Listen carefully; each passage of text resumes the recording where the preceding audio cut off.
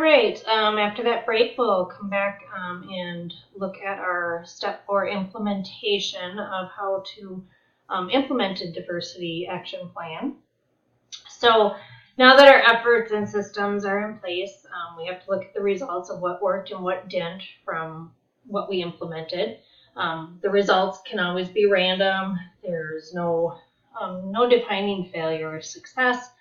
It's just whether something kind of worked or didn't work, what we need to adjust to make that implementation function better. So as a leader, you have to differentiate between reaching acceptable goals and deciding if an adjustment would be needed. Can there be something else that can be tried to make something work better? The initial goal with this project was gender inclusion, empowering and providing equal opportunities for women within the global workforce. And this would be through training and implementing changes to the work environment. Our diversity training objective is to learn how to effectively work with others on a business and an individual level, playing nice in the sandbox so everybody gets along, everybody can work together easily. Successful inclusion makes for happy workers. It provides value for people, it empowers people, you have lower turnover, you have better idea sharing. You want to be all that you can be in what you do at your job and how you are allowed to be empowered with that.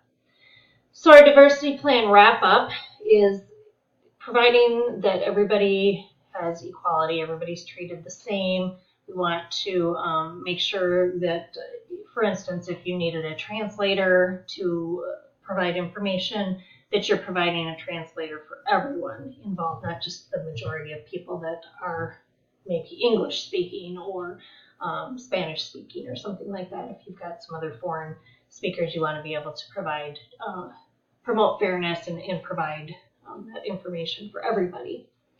Diversity inclusion is necessary.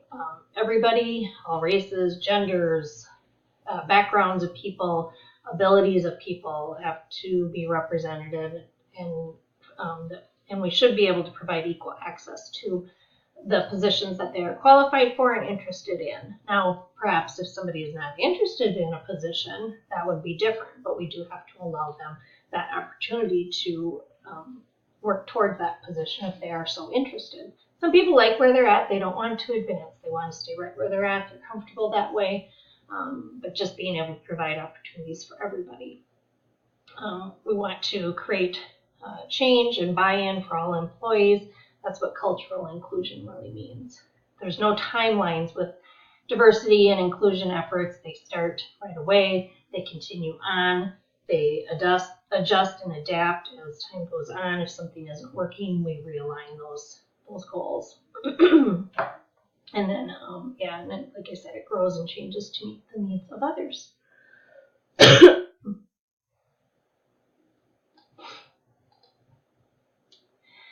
So we were actually considering moving and expanding our efforts into the Brazilian culture, expanding globally that direction. And so I did a little research on the organizational culture in Brazil and how they view gender and inclusion efforts in their workplaces, because we want to make sure that anybody that we're sending over to Brazil, expatriates, that they are safe. We also want to ensure that we are operating efficiently and under the cultural beliefs of that country if we are hiring people from that country or sending people from the U.S. So in Brazil, actually, egalitarian, it's very equal for men and women when it comes to education and health rights. However, there is a continued gender gap in government representation and the workforce for women. Women in Brazil are less valued. They face professional growth issues, and they're subject to labor legislation that amplifies inequality. That's just kind of how their country is. Over there, men are still considered primary wage earners, and women tend to be more inclined to doing familial duties, such as taking care of the home and taking care of the kids, things like that. Women are still treated as second-class citizens, and violence is very prominent in Brazil, which includes physical abuse, sexual assault, and human trafficking. And also spousal rape is very common among married women over there as well. So that's very different from the U.S. So when we're sending expats over there, or if we are looking to hire diversified individuals in that country, we have to keep these things in mind. But their culture is a little bit different than ours. This would not be acceptable, although it does happen in the U.S., but not as acceptable as it actually is kind of more of a cultural norm over in Brazil. And education is also different for genders over there. They do have stereotypical behavior that encourages women to be submissive and happy with what they have, even if it's a person that they're married to, that it's better to be married to somebody than nobody at all. That's kind of their mentality over there.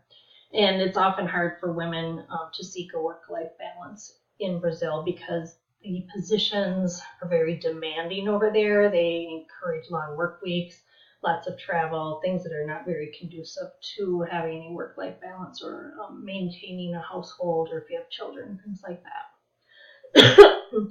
And over in Brazil, the women's wages are at about 71% of the men's wages on average, with education creating an even wider gap over there.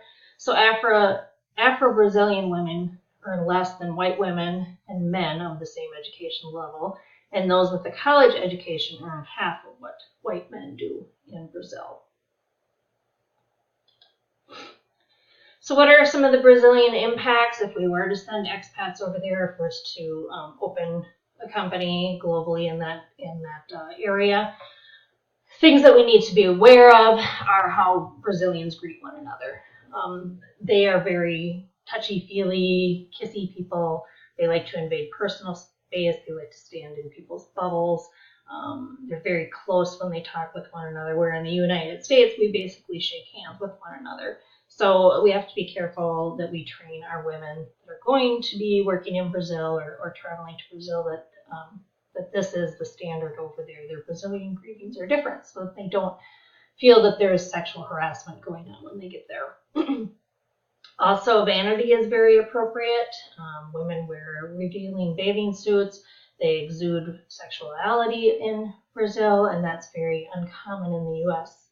U.S. is more focused on, your what you can do versus what you look like. So that's something to keep in mind as well.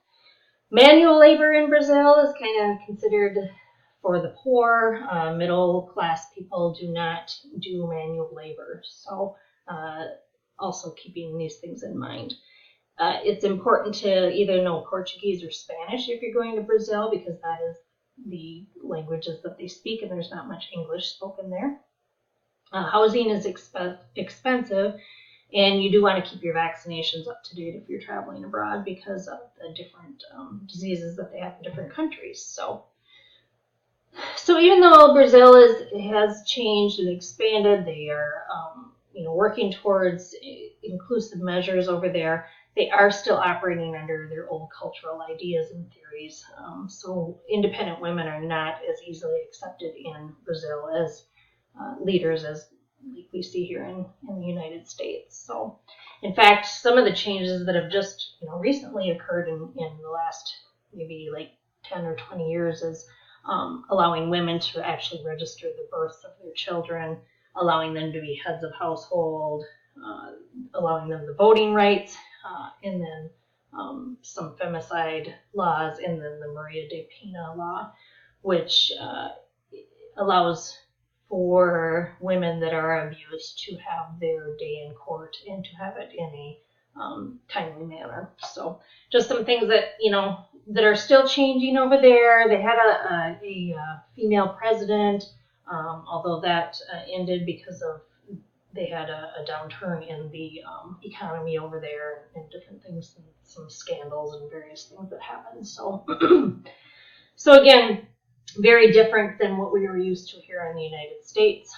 There's no protection from public sexual harassment. There is protection from harassment at your job site, but not if you're walking down the street. So it's very common there for men to cat call and things like that as women walk down the street. So just things to be aware of. They don't have mandated equal pay for equal work, and they have a very complicated bureaucracy system and a complex payroll system as opposed to what we are used to. So, but with proper planning, training, education, and preparation, expats and people in the country can enjoy an enriching experience abroad, and they can learn cultural skills and create a lot of memories by working in a different country. We would want to include in our expansion some initiatives to break that gender gap life cycle. We'd want to have some active policies in place to regulate and drive behavioral changes, and we'd want to aim our structured actions to break barriers through awareness empowerment. We'd want to set targets and monitor the measurable components of the life cycle so that we could experience some gender equality success in Brazil. We also want to be careful of unconscious bias and offering training and promoting discussions, providing leadership and communication and negotiation skills, programming courses to support women in their development and mentorship for the different generations if we are going to expand in that direction. So just making sure we have some careful planning in place can help with the global expansion, and we would be then successful in our diversity, inclusion, and production in another country.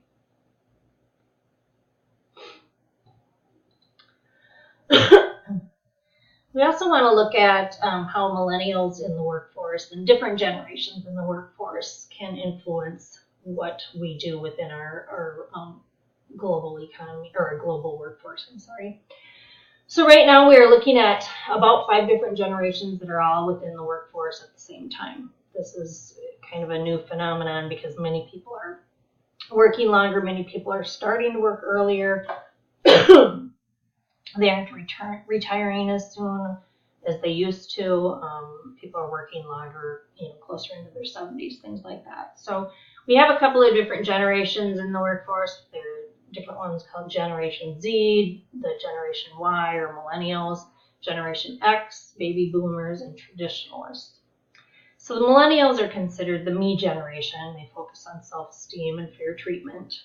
And when we are looking at knowledge sharing between the older generation and the newer generation, we have to look at different personal identities and experiences that shape each generation to try to create a effective, inclusive workforce between the older people and the younger people. And for instance, the older generation, the traditionalists, of course, may have lived through World War II. Some generations have been through the 9/11. Most recent generations saw the African American president elected.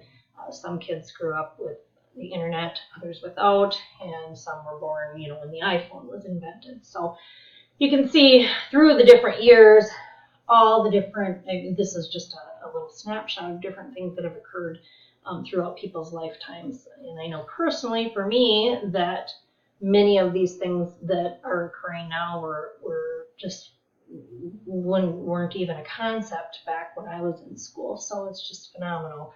I'm fortunate enough to be young enough to be able to move into the realm of the internet and modern things, but I'm still not real keen on things like Instagram and things like that. So HR must make the work environment inclusive and engaging for all ages. I focused again on women in the workplace.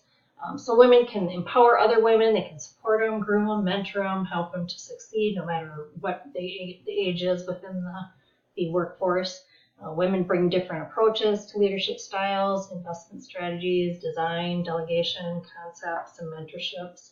Gender role views have changed considerably over the past century, with baby boomers wanting choices between career and homemaking, and Generation X wanting more work-life balance. Millennials grew up with women as bosses and in Congress, so they're used to these things being more equal. Young people are natural allies with women on work-life balance issues and balance between masculine and feminine thinking. They seek more personal relationships at work, and they're more characteristic of feminine values for intimate connections.